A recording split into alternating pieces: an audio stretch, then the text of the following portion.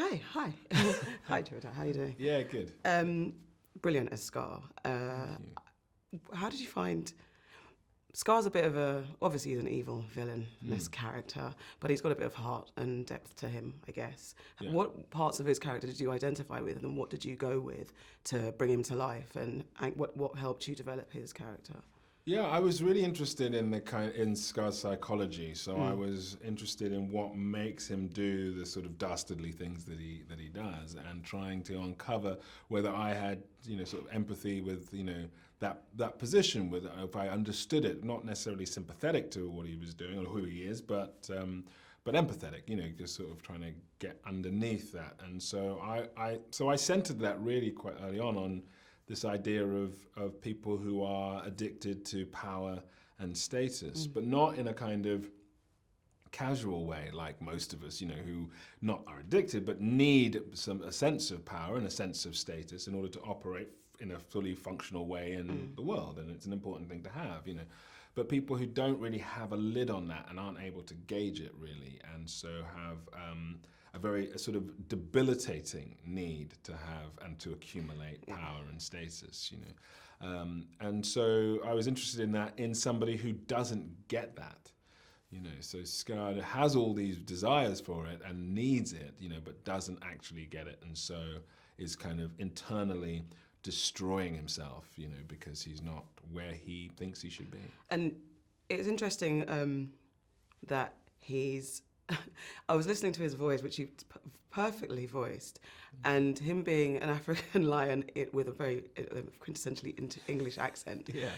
I thought of the metaphor that actually you being an African heritage man with a well-spoken, were you ever challenged your levels of Africanness or your blackness challenged because you spoke so well? And I was just measuring it with Scar not knowing who he is, but not being able to understanding that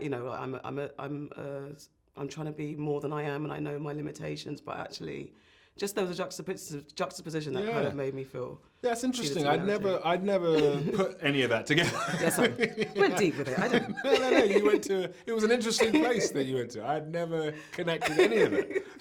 But yeah, I mean, but I'm trying to think about these things. Yeah, exactly. But that is. I mean, I don't know. That is interesting.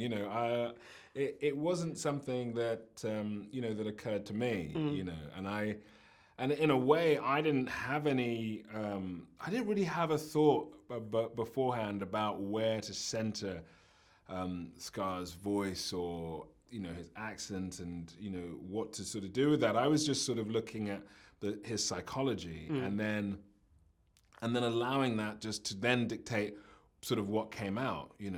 And although I really appreciated and invested in Scar and the whole overall piece, as being set on the continent and being part of and being an African story, it didn't relate to me in a way that was kind of literal in that sense, of sort of I never thought of Scar in a way as an African lion, Okay.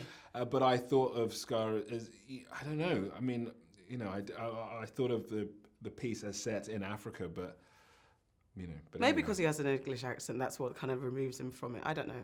But I was listening and just felt like that's very interesting because it's something that people, African heritage or black people in the UK who speak well, experience, that your identity is challenged. And it was a funny juxtaposition. Yeah, that's interesting. Yeah, no, that's, But I think, So you have a theatre background, and I suppose did that apply to learning how to voice a character or voicing a character in general? Were they skills that you had to use and implement to do that? Did they help? Yeah, I think that voicing characters, obviously it's so central to what you're learning in terms of when you begin as an actor and you begin in theatre, that the capacity to communicate through voice is the sort of first thing that you are looking at. Yeah. That especially for stage work and in terms of stagecraft, you're kind of trying to work out how to gauge voice in terms of the person sitting in the front row, so that it doesn't overwhelm them, but it also can reach the person sitting in the back row, and they get much the same experience. Yeah. It'll be different, but much the same. And so that kind of modulation of voice, of understanding of voice, depending on different theatres and different capacities of theatres, is was kind of the beginning of my work as an actor, and then movement and stuff came after that to a certain degree. So so it's kind of fundamental to. So obviously it's different because you haven't got any scenery to deal with, or are there any kind of props that kind of help inspire the mood, or? Not really, not in the studio. Yeah. I mean, there were times when I was working with other people. So Yeah.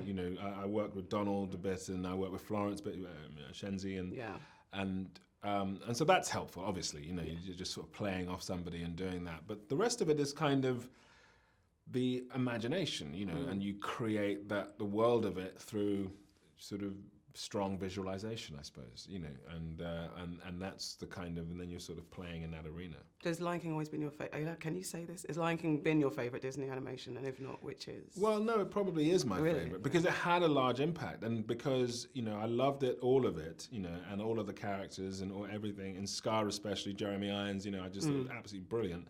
And the music, but also that thing that there was 25 years ago, there was so limited, there was so little content, to your point as well, there was so little content that was set in Africa. Sure.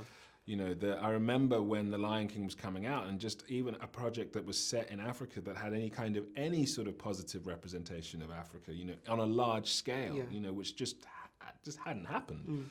So just even that, and I remember the music and the sense of it being that idea of Lebo's music and that idea of that sort of positive representation there, being a really big deal in my house, a really big deal in my family and the community.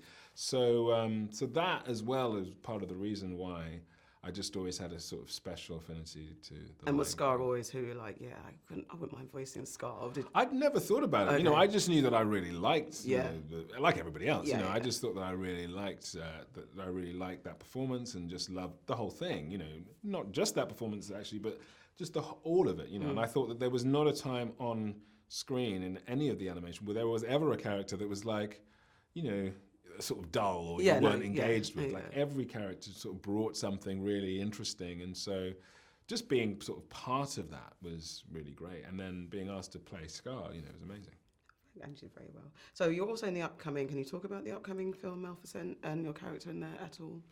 Well, what I can say, I suppose, is that there's I actually sort of came to Maleficent quite late. I didn't see it and sort of initially, but then I just loved it when I saw it, and I just loved that kind of idea of retelling of fairy tales and what that might mean, and how stories evolve, and so I was very excited to get on board with the next one, and then and it just takes the story in a really interesting direction. So that's what I said. Damn it! I wanted to get more out of you, but okay, cool. I guess just to wrap up, what has been your favourite moment in being involved in this whole Lion King process? Well, seeing it, like when I saw it at the LA premiere, and I was just totally stunned by it. Just like, just so engaged, and I felt quite sort of nurtured by it in its own way. I just felt like it.